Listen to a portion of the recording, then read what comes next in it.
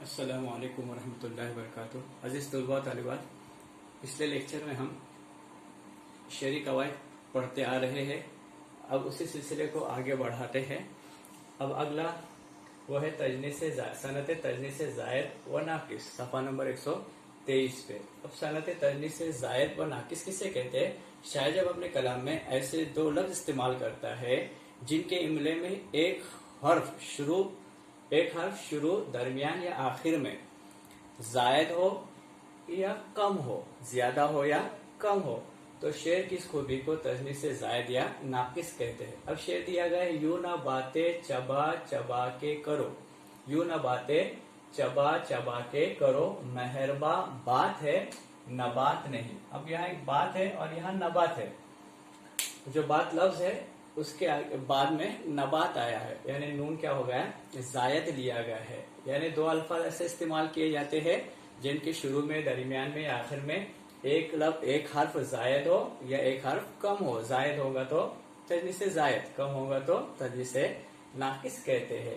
तो शेर की खूबी को तजनी से जायद या नाकिस कहते हैं, जिसमें दो लफ्ज इस्तेमाल किए जाते हैं और दोनों लफ्ज में कभी एक हर्फ शुरू में, दरमियान में या आखिर में कम या ज्यादा इस्तेमाल किया जाता है। अब तजनी से खत्ती किसे कहते हैं कि सफा नंबर 123 पे ही है, जो शायर जब अपने कलाम में दो ऐसे अल्फाज इस्तेमाल करता है जो जुमले में एक जैसे हो मगर सिर्फ एक दो नुक्तों के फर्क से उनके माने बदल जाते हैं, तो शेर की इस खूबी को तजनी से खत्ती कहते हैं।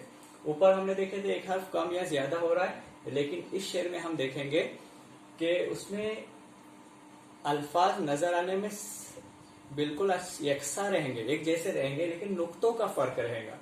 तो ऐसे इसमें उसे क्या कहेंगे, जिसमें नुक्तों में फर्क होता है लेकिन नुक्तों के फर्क की वजह से मानी भी बदल जाते हैं, तो ऐसी तजनीस को तजनीस से खत्ती कहते हैं। अब इसमें देखो, तलाफी हो गई उसरत की इशरत, ऐ ज़हे किस्मत, मुबद्दल हो गई आसानियों से मेरी दुश्वारी।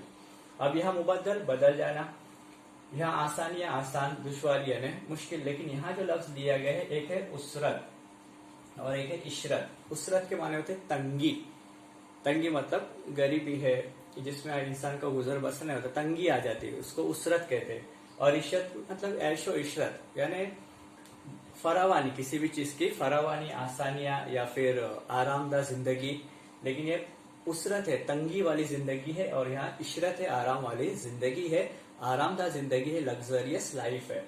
तो तलाफी हो गई उसरत की इशरत, तो यहाँ लफ्ज है उसरत यानी तंगी, और यहाँ लफ्ज सिर्फ नुक्ते का फर्क है, 3 नुक्ते यहाँ जायद है, यहाँ 3 नुक्ते कम है। तो नुक्तों के फर्क की वजह से अल्फाज के मानी भी मुबद्दल हो जाते, तब्दील हो जाते, उसमें तगय्युर आता है। तो ऐसे शेर की तजनीस को तजनीस से खत्ती कहते हैं।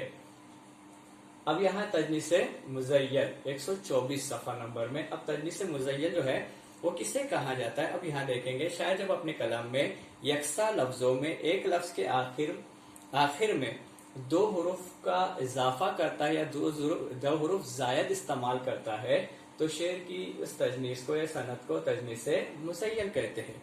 यानी क्या, शायद जब अपने कलाम में 2 यकसा लफ्जों में एक लफ्ज के आखिर में 2 हुरूफ जायद लाता है, ज्यादा लाता है, तो शेर की इस खूबी को तजनीस से मुज़य्यन कहते हैं। अब ये देखो शेर, अजब रंगी कुबाओं में थे, दिलो जा जैसे बलाओं में थे। अब पहला लफ्ज यहाँ लिखा गया है रंग और दूसरा लफ्ज दिया गया है रंगी। तो पहला जो लफ्ज रंग लिया गया है इसमें 2 हुर्फ बढ़ गए, या और नून, ये और नून। तो शायद जब आपने किसी एक लफ्ज के आगे 2 जायद हर्फ बढ़ा देता है या हुरूफ बढ़ा देता है, तो शेर की खूबी को सनत तजनीस से मुज़य्यन कहा जाता है। 124 सफा नंबर पर। अब ये जो अगला है मजाजे मुरसल, मजाजे मुरसल सफा नंबर 122। अब मजाजे मुरसल किसे कहते हैं कि शायद जब अपने कलाम में किसी लफ्ज को उसके असल मानी की बजाय मजाजी मानी में या दूसरे मानों में उसको इस्तेमाल करता है, तो उसे मजाजे मुरसल कहते हैं। यानी शायद जब अपने कलाम में किसी लफ्ज के असल मानी के बजाय मजाजी या दूसरे मानों में इस्तेमाल करता है, तो शेर की खूबी को क्या कहते हैं, मजाजे मुरसल। अब गजब आंखें सितम आबरू अजब मुंह की सफाई है।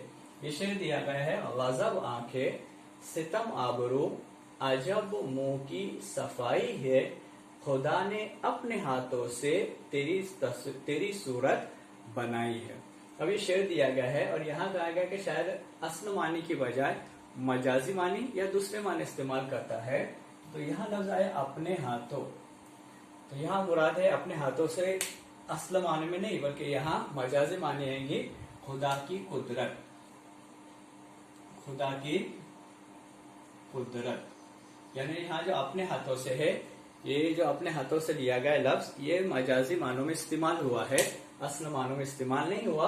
अपने हाथों में जो है हाथों से मुराद जाएगा खुदा की कुदरत। अब आखिरी है, और आखिरी है लफो नश्र। अब लफो नश्र किसे कहते हैं कि लफ के माने है लपेटना, जिससे लफ्ज लिफाफा बना है, और नश्र के माने हुए बिखरा हुआ, खोलना या फैलाना। इस लिहाज से लफ और नश्र के माने हुए बिखरे हुए को लपेटना, लफ और नश्र के माने हुए बिखरे हुए को लपेटना, जो बिखरा हुआ पड़ा उसको क्या करना, लपेटना। अब शेरी एतबार से इसकी क्या तारीफ होती है? शायर जब अपने कलाम में पहले चंद चीजों को लाता है उसे लफ कहते हैं। शायर जब अपने कलाम में चंद चीजों को लाता है पहले मिसरे में उसे लफ कहते हैं। फिर एक दूसरे इसकी मुनासिबत से उसकी मुनासिबत को बयान करता है, यानी शायर अपने कलाम में चंद चीजों को लाना लफ कहलाता है, और फिर उनकी मुनासिबत को बयान करना नश्र कहलाता है। यानी लफ और नश्र के माने होते बिखरे हुए को लपेटना। शायर पहले क्या करता है, कुछ चीजों का जिक्र करता है और फिर क्या करता है, उन्हीं चीजों की मुनासिबत बयान करता है। तो शेर की खूबी को लफ और नश्र कहते हैं। जैसे यहाँ देखो, इस पे मिसाल के तौर पर जो दिया गया शेर, इसमें हमें आसानी से समझ में आ जाएगा। शिरकते शेख व बरहमन से मीर, काबा व देर से भी जाएगा। अब यहाँ पहला लफ्ज है शेख, दूसरा लफ्ज है ब्राह्मण। अब शेख से मुराद शेख लफ्ज है शेख, क्या लफ्ज है, शेख। पहला लफ्ज है शेख, यहाँ शेख से मुराद है ईमान वाला, और यहाँ ब्राह्मण से मुराद है गैर ईमान वाला। अब दूसरा लफ्ज यहाँ दिया है काबा, और यहाँ और एक लफ्ज दिया गया है देर। अब काबा ईमान वालों की इबादत गाह, देर जो है वो गैर ईमान वालों की इबादत गाह। यानी पहले मिसरे में जो लफ्ज इस्तेमाल किया गया वो शेख और ब्राह्मण है। दूसरे इसमें नश्र दिया गया है, यानी दोनों को क्या किया गया, दोनों की मुनासिबत को बयान किया गया है। शेख की मुनासिबत रहेंगी काबे से, ब्राह्मण की मुनासिबत रहेंगी देर से। तो ऐसा शेर जिसमें पहले कुछ चीजों का जिक्र किया जाता है उसे लफ्ज कहते हैं, बाद में उन्हीं चीजों की मुनासिबत बयान की जाती है उसे नश्र कहते हैं, यानी बिखरे हुए को लपेटना कहा जाता है। तो ऐसे शेर को सनते लफो नश्र कहते हैं। अब यहाँ जो हमारा शेरी कवायद जो है वो मुकम्मल हो चुका है। इस बुक को संभाल कर रखना है, 12वीं की जमात में भी यही कवायद और यही मजामीन आपको आएंगे। तो मजमून की बुक में उल्टी तरफ इस शेरी कवायद को लिखना है। अब जो बचा हुआ कवायद है, कवायद का एक ही हिस्सा हमारा बचा हुआ है, वो आइंदा इंशाअल्लाह ताला उसको शुरू करेंगे। हालात साजगार रहे, अल्लाह से दुआ करो हालात साजगार हो जाए, तो इंशाअल्लाह आपको क्लास में भी पढ़ाया जाएगा। अगला जो कवायद का हिस्सा है वो तख्ती है, बहुत मजेदार है, और इसके लिए एक लेक्चर काफी नहीं होता, 2 लेक्चर काफी नहीं होते, 4 से 5 लेक्चर मुसलसल लेने पर यह तख्ती बहुत आसान है, 2 मास के लिए रहती है। बहुत आसान ग्रामर है, आसान कवायद है, इसको इंशाल्लाह हम आइंदा लेंगे। और यही बचा हुआ अपने कवायद के हिस्से में, सिर्फ यही एक कवायद बचा हुआ है। बाकी तकरीबन जितना कवायद था ये 4 से 5 लेक्चर में मुकम्मल हो चुका है। अस्सलामु अलैकुम वरहमतुल्लाह।